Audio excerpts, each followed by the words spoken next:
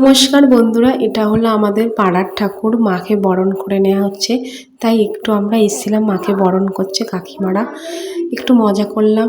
এবার বেরিয়ে পড়বো ঠাকুর দেখতে মামা শ্বশুরের সাথে। মামা শ্বশুরের গাড়িতে মা উঠে পড়েছে, আমি উঠে পড়লাম। এবার ছোট্ট ছোট্ট পায়ে পৌঁছে যাব।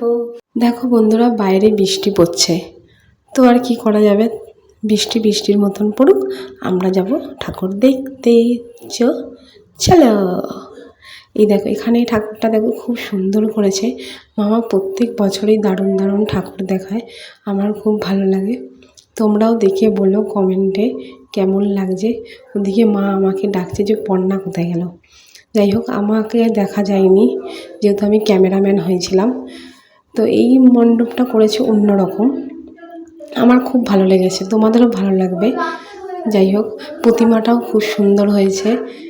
তো চলো আবার একটা ঠাকুর দেখে আসি। এবার আমাকে দেখতে পাওয়া গেছে। এই যে মা যাচ্ছে হাঁটতে হাঁটতে, আমিও যাচ্ছি। ঢুকে গেলাম মণ্ডপে। এটাও খুব সুন্দর করেছে, দেখো অন্যরকম করেছে, আমার কাছে ভালো লেগেছে।